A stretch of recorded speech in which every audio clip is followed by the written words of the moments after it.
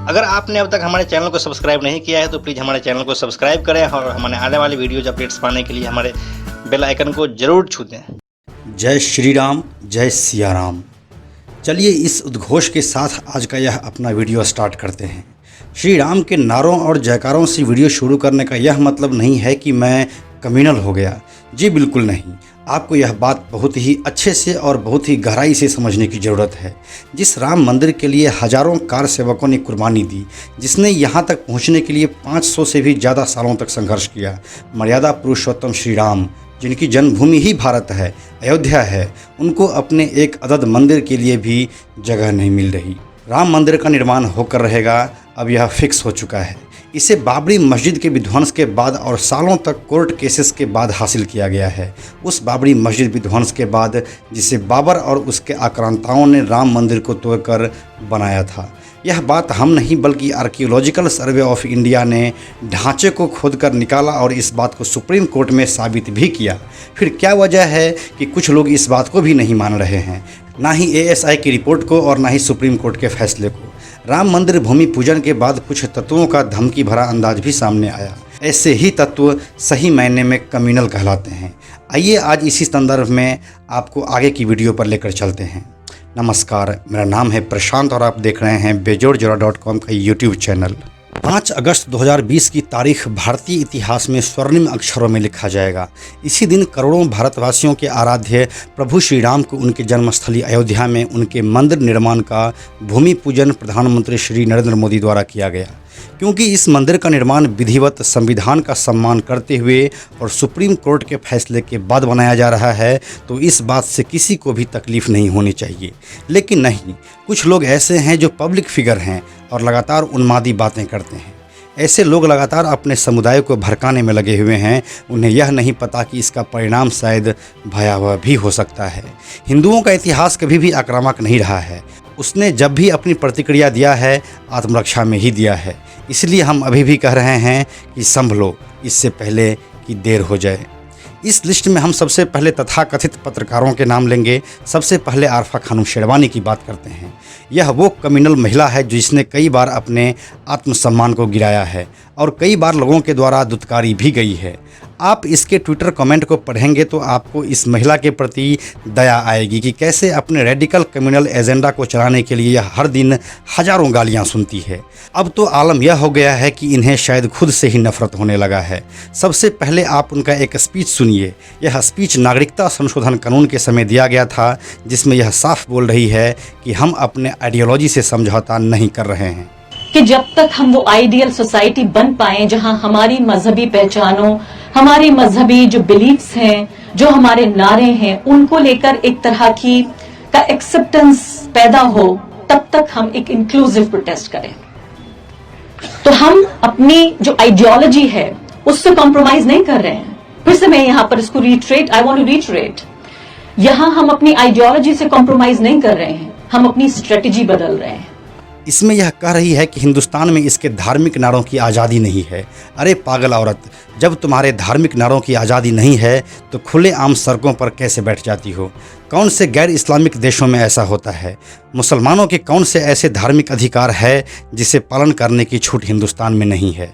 लेकिन नहीं, तुम्हें तो पूरा का पूरा इस्लामिक देश चाहिए जहां खलीफा का शासन हो और तुम बुर्खा पहनकर उसकी गुलामी करती रहो। इतिहास और वर्तमान दोनों गवाह है कि किसी भी इस्लामिक मुल्क में महिलाओं का वो सम्मान नहीं मिलता है जिसकी वो हकदार है। यहाँ पर तुमको मिल रहा है तो तुम खिलाफत चाहती हो। दिल्ली के जामिया मिलिया यूनिवर्सिटी में जब वहाँ की रेडिकल कम्युनल लड़कियों ने CAA का विरोध करते हुए देश तोड़ने की बात कर रही थी, खुलेआम संविधान को ना मानकर अपने इस्लामिक कानून को मानने की बात कर रही थी, वहाँ पर आरफा खानम शेरवानी उन लड़कियों के साथ सेल्फी लेकर उसे शिरोज का नाम दे रही थी, यानी कि वो महिला हीरो है। जबकि बाद में यह बिल्कुल साफ हो गया था कि यह घटना सुनियोजित ढंग से किया गया था और इन सब प्रेस्टिट्यूट्स को इसकी जानकारी पहले से ही थी। 5 अगस्त 2020 को आरफा ने ट्वीट किया कि क्या यही वो भारत है जिसके लिए हमारे पूर्वजों ने लड़ाई लड़ी थी? मैं अपने देश को पहचान नहीं पा रही हूँ। फिर से कहता हूँ, ऐ पागल औरत, तुम किस पूर्वजों की बात कर रही हो, बाबर की या जिन्ना की? और अगर आपको अपने देश को पहचानने में दिक्कत हो रही है तो मेरी सुझाव मानिए और एक बार साफ दिल से देश को देखिए और देखिए कि देश आगे बढ़ रहा है।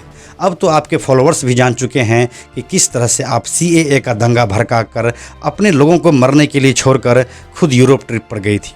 उसे भी तो अब आपसे नफरत होने लगी। इसीलिए आरिफ मोहम्मद खान साहब की बात को मानिए, जो आपके इंटरव्यू में आपके सामने ही कहा था, और देश के सौहार्द की इज्जत कीजिए। आप जिस मुल्क में रह रही हैं वो मुल्क वो है जहां देवबंद वालों को इसकी इजाजत है। ये किताब देवबंद में निसाब का हिस्सा है, सिलेबस का हिस्सा है ये किताब। इसमें जिहाद, कुरान कहता है उज़ीना लिल्लज़ीना युक़ातलूना बिअन्नहुम ज़ुलिमू, लड़ने की इजाजत सिर्फ उनको दी जाती है जिनके खिलाफ लड़ाई लड़ी गई है, उन पर जुल्म किया गया है, उनको उनके घरों से निकाला गया है। और देवबंद क्या बताता है, जिहाद का मकसद क्या है? और मुझे कोई एतराज नहीं है, कुल 4% बच्चे पढ़ते हैं, लेकिन ये 4% वो हैं जिनका मस्जिद के मिंबरों पर कब्जा है, वहां से ये तकरीरें करते हैं। लेकिन आखिरी बात पहले बात सुन, बॉम्ब ब्लास्ट हुआ था कब हुआ था हिंदुस्तान में? मेरी बात ये भी तो मुझे बता दीजिए भाई, मेरे बात पहले इसको तो सुन लीजिए। शरीयत में जिहाद दीन हक की तरफ बुलाने और जो उसे कबूल ना करे उससे जंग करने को कहते हैं। ये देवबंद में, और इस किताब को बच्चा जब आता है तो वो यूं करके आंखों पे लगाता है, चूंकि उसको कहते हैं ये अल्लाह का कानून है। ये नहीं कहते कि देवबंद वालों की राय है। और ये मैं अंग्रेजी से कोट किया करता था, मेरे दोस्त कहते थे अरे भाई गलत तर्जुमा तो नहीं है? तो मैंने ये 9 वॉल्यूम देवबंद से मंगाए, देवबंद के छपे हुए हैं, मकतबा थानवी देवबंद जिला सहारनपुर, ये पढ़ाएंगे। आरिफ साहब, मेरी आपसे एक शिकायत है, मैं इस बात से किसी बात से भी असहमत नहीं हूं जो आप ये बोल रहे हैं। रिजिडिटी, फंडामेंटलिज्म, कंजर्वेटिज्म मुस्लिम समुदाय को एक तरह से खा रहा है, गेहूं जैसे घुन खाता है ऐसा खा रहा है।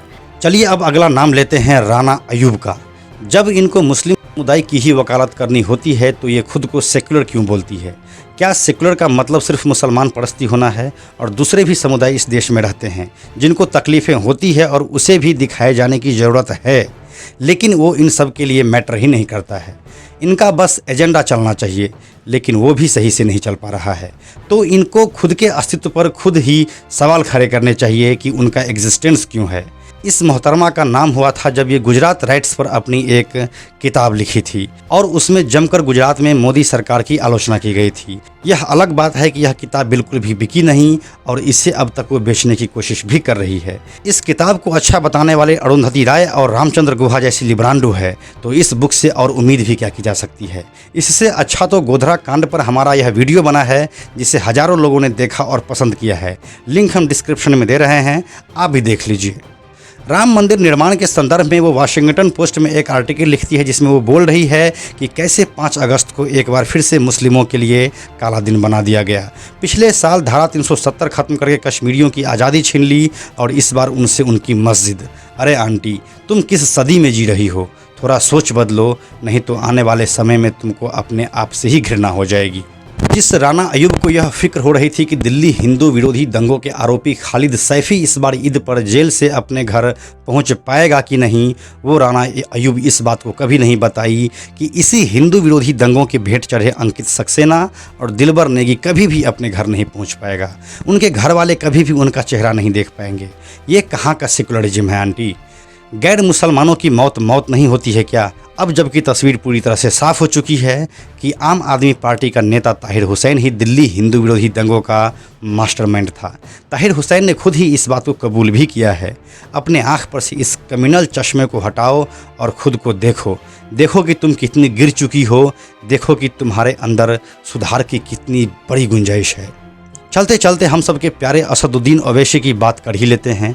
उन्होंने 28 जुलाई को ट्वीट किया कि 5 अगस्त 2020 को राम मंदिर भूमि पूजन में जाना प्रधानमंत्री नरेंद्र मोदी के लिए शपथ का उल्लंघन होगा, क्योंकि इंडिया एक सेकुलर देश है जहां का प्रधानमंत्री किसी धार्मिक अनुष्ठान में भाग नहीं ले सकता है। यही ओवैसी यह कभी नहीं बतलाता कि राष्ट्रपति भवन में इफ्तार पार्टी देना कहाँ तक जायज है। इसी दोहरी मानसिकता के शिकार हैं यह स्यूडो सेकुलर्स जो अपने आप को मुस्लिम समुदाय का ध्वजवाहक बतलाते हैं, इस बात को भली भांति जानते हुए कि मुस्लिमों की बदहाली की सबसे बड़ी वजह इनके जैसे हमनवा ही है। असद ओवैसी इस बात को तो ज़रूर कहते हैं कि हम यह कभी नहीं भूलेंगे कि पिछले 400 सालों तक यहाँ बाबरी मस्जिद हुआ करता था, लेकिन इस बात को कभी नहीं कहते कि उससे पहले यहाँ पर क्या था। बाबरी मस्जिद को तोड़कर मंदिर बनाए जाने के खिलाफ में बोलने वाले कभी इस बात को नहीं बोलेंगे कि तुर्की में स्थित हेगिया सोफिया इमारत को चर्च से मस्जिद बनाया गया था और चर्च से पहले भी वो ग्रीक गॉड का मंदिर हुआ करता था। इस बात पर पल्ला झाड़ना उसके लिए आसान यह बोलकर हो जाता है कि यह हमारे देश का मुद्दा नहीं है, लेकिन अंदर से वे इस बात को जानते हैं कि इससे आखिर इस्लाम ही तो मजबूत हो रहा है। इस्लाम बेशक तुर्की में मजबूत हो रहा है, लेकिन किस कीमत पर? इस बात को असद ओवैसी जैसे कम्युनल लोग कभी नहीं बोलेंगे। देश के समझदार मुसलमानों को ज़रूरत है इस जैसे हमराहों से बचने की। राम मंदिर के संदर्भ में ऑल इंडिया इमाम एसोसिएशन के प्रेसिडेंट मौलाना साजिद रशीदी ने कहा है कि हम इन मंदिरों को नहीं मानते। संभव है कि आने वाले समय में इसे तोड़कर वापस मस्जिद बनाया जा सकता है। इनडायरेक्ट रूप से असद ओवैसी के भी तो यही शब्द हैं। इसीलिए इन मौलानाओं से देश के भाईचारा के संदर्भ में क्या ही उम्मीद लगानी चाहिए, जो हमेशा दंगा भड़काने के लिए ही तैयार बैठा रहता है।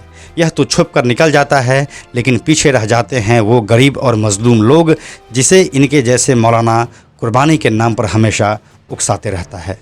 इसी संदर्भ में एक और बात है, आपने इस महिला का वीडियो देखा होगा।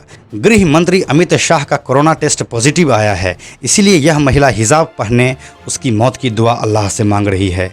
कितना बीमार होगी यह महिला, किसने किया होगा इसको इतना बीमार? इनके आकाओं ने, जो इसे हमेशा जिहाद करना सिखाते हैं और जिहाद के नाम पर गैर मुस्लिमों को मारना बताते हैं। आप इस वीडियो को एक बार देखिए। तो इस बार अमित शाह मरना चाहिए। आप दुआ करें कि अगर वाकई इसको कोरोना हुआ है, जो कि नहीं है, अगर हुआ है तो आप सब दुआएं करें कि खुदा करे ये मर जाए, क्योंकि हम जब कोरोना पे 1% यकीन करेंगे अगर ये मर जाता है। इसी तरह के कई नमूने हैं जो ऐसी बातें करते हैं। सलमान निज़ामी उनमें से एक हैं। उनके हिसाब से बाबरी मस्जिद के नीचे मंदिर और कश्मीर से धारा 370 हटाना सही नहीं है, लेकिन इनको कौन बताए कि इनका ओपिनियन तो मैटर ही नहीं करता। हाँ, अपने मालिकों को अगर खुश करना है तो और बात है। 5 अगस्त को ही शहला राशिद ट्वीट करती है कि जल्दी ही कश्मीर में भी मुसलमान माइनॉरिटी में आ जाएगा। अब ये आंटी तो पढ़ी लिखी है, लेकिन क्या करे, JNU से है ना, तो चलो हम ही बता देते हैं। ऐसा है आंटी, कश्मीर में मुसलमान पहले भी कुछ वैसा ही था, फिर 1992 में तुम्हारे जैसे सोच रखने वाले रेडिकल इस्लामिस्ट ने हिंदुओं को काट दिया और उसे वहाँ से भगा दिया। इसलिए अब मुसलमान वहाँ मेजॉरिटी में है, इसलिए हम तुम्हारे जैसी सड़ी हुई सोच वालों को सलाम करते हैं। लेकिन ऐसा बिल्कुल नहीं है कि सब लोग अपनी आकाओं को ही मानते हैं। कुछ लोग ऐसे भी होते हैं जिनमें खुददारी बची होती है। वो अपने आत्मसम्मान और सामाजिक सौहार्द के बारे में सोचते हैं। फिर आप पूछेंगे कि वो लोग कैसे होते हैं, तो हम बताएंगे कि वो लोग ऐसे होते हैं जो दूसरे के धर्म का सम्मान करना जानते हैं, दूसरे की भावनाओं की उनमें समझ होती है।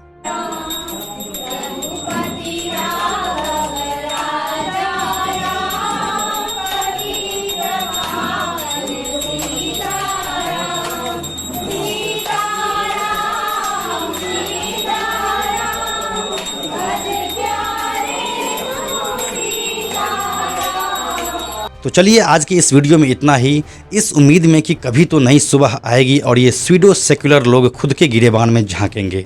इस वीडियो के संदर्भ में अगर आपके पास कोई कमेंट्स हैं, कोई विचार आप हमसे शेयर करना चाहते हैं, तो नीचे कमेंट बॉक्स खुला हुआ है, आपका स्वागत रहेगा।